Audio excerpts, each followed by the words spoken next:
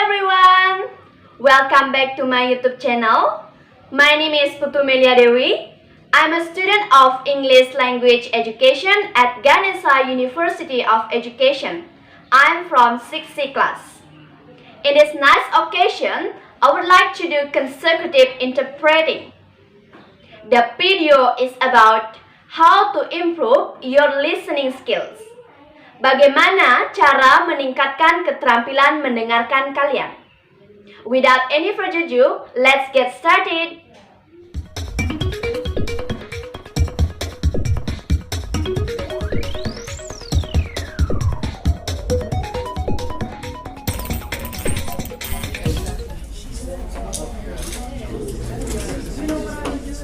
Okay. You look good, so we're going to go ahead and start. Okay, one quick, word of introduction to the workshop today. This is technically the first of two parts. Next week, we're going to talk about taking better lecture notes. Kalian semua kelihatan sudah siap, jadi kita akan mulai.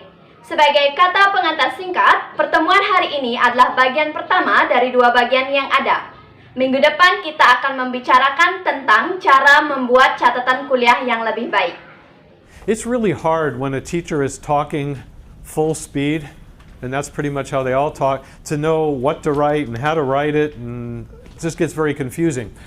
Memang sangat sulit ketika guru berbicara dengan kecepatan penuh, dan kebanyakan begitulah cara mereka berbicara.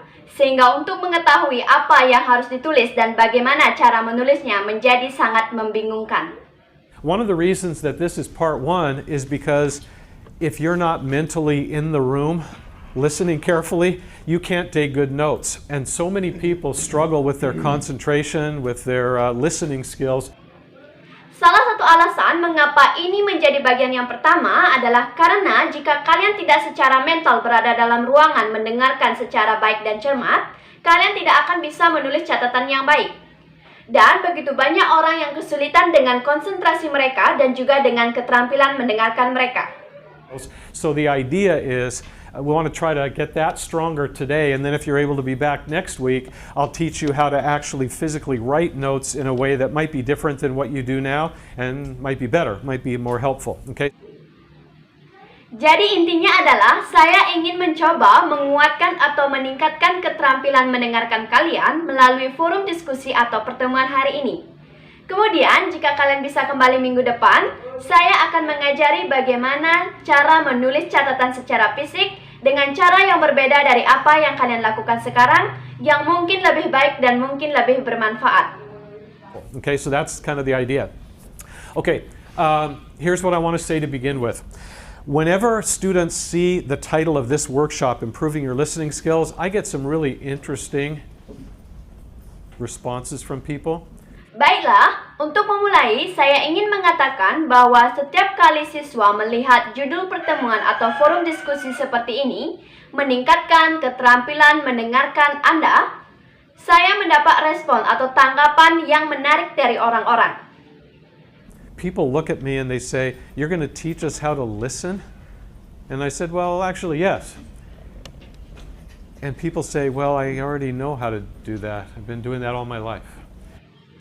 Orang-orang melihat saya dan mereka mengatakan, "Anda akan mengajari kami cara mendengarkan?" Kemudian saya berkata, "Iya, benar." Orang-orang berkata, "Saya sudah tahu bagaimana melakukan itu karena sudah melakukan hal itu selama hidup saya." And hearing and listening are not the same thing at all. And most people, as I said, are really not good at it. And we're going to talk about that to start with. But here's my little quick introduction to this whole thing. Mendengar dan mendengarkan sama sekali bukanlah hal yang sama. Dan seperti yang saya katakan, kebanyakan orang tidak pandai dalam melakukan hal itu. Kita akan membicarakan tentang itu. Tetapi inilah sedikit kata pengantar saya untuk semua ini. And that is, I talk to students really often, and I don't know if this is going to sound familiar to you, but I talk to students and I go up to one and I say, do you ever have a hard time concentrating when somebody's talking to you? Saya sangat sering berbicara dengan siswa, dan saya tidak tahu apakah ini akan terdengar asing bagi kalian. Saya berbicara dengan para siswa, dan saya mendekati salah satunya. Saya mengatakan, Apakah kamu pernah mengalami kesulitan untuk berkonsentrasi ketika seseorang berbicara denganmu? And here's their answer. Wait, what? And they, okay, good. You come to me with me to the workshop. Dan beginilah jawaban mereka. Apa? Baiklah, bagus kalian bisa datang untuk mengikuti pertemuan atau forum diskusi hari ini.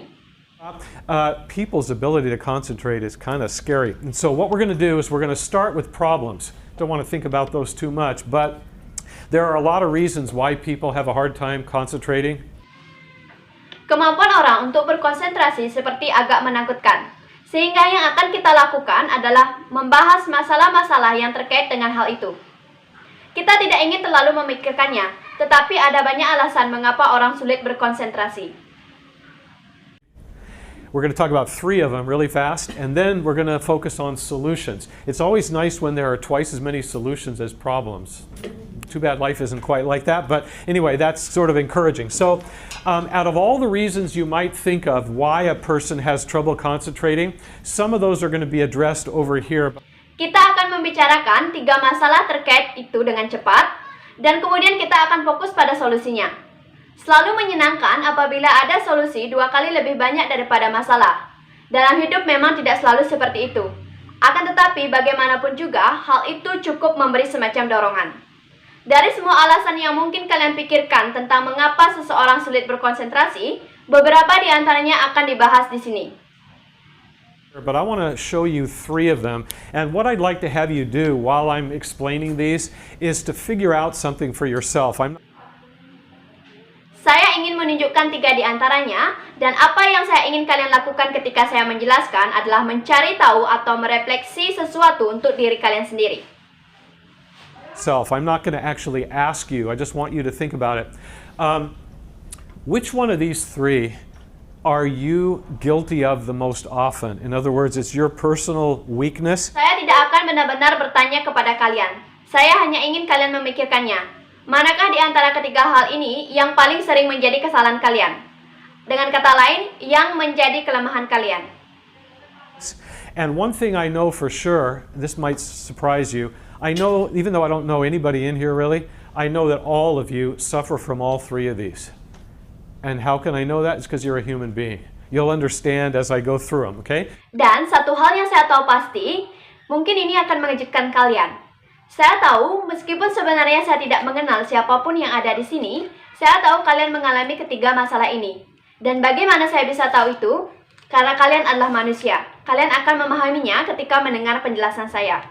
Okay, so the first one, which is a major problem for a lot of people, is what's usually referred to as pseudo-listening. Okay, and what does pseudo mean? Yeah, it means false or fake. Okay, so the question is, do you ever fake listen? Okay, and if you say no, then you're either the greatest listener of all time or you don't understand what that means yet. Masalah pertama yang menjadi masalah terbesar bagi kebanyakan orang adalah apa yang biasanya disebut dengan berpura-pura mendengarkan. Pertanyaannya adalah, apakah kalian pernah berpura-pura mendengarkan? Dan jika kalian mengatakan tidak, kalian akan menjadi pendengar terhebat di sepanjang masa. Atau kalian sebenarnya tidak mengerti maksud dari apa yang dikatakan. Yeah, but let me give you an example of it and then you'll realize, oh yeah, I do that, whether it's some or a lot. Saya akan memberikan sebuah contoh dan kemudian kalian akan menyadarinya. Oh iya, saya melakukan itu, entah itu sebagian atau banyak.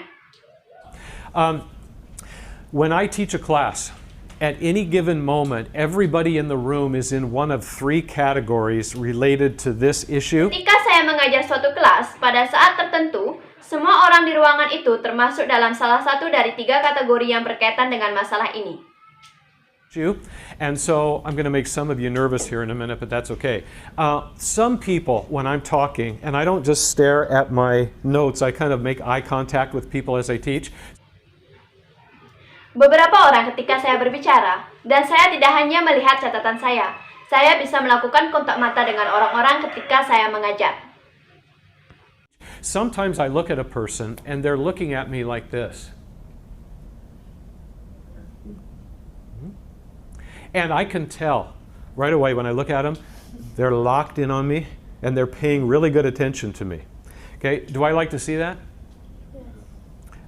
Yes. It's nice to know somebody's listening. So I tend to look at those people more often than anybody else. Kadang-kadang saya melihat seseorang dan mereka melihat saya seperti ini. Dan saya bisa memberitahu, ketika saya melihat mereka, mereka sangat memperhatikan saya. Apakah saya menyukai itu? Ya. Senang melihat orang-orang mendengarkan, sehingga saya cenderung melihat orang-orang itu dibandingkan yang lain. Well everyone, that's all about my video in doing consecutive interpreting. I'm so sorry if I have some mistakes. At last, I would like to say thank you very much for your attention. See you in the next video.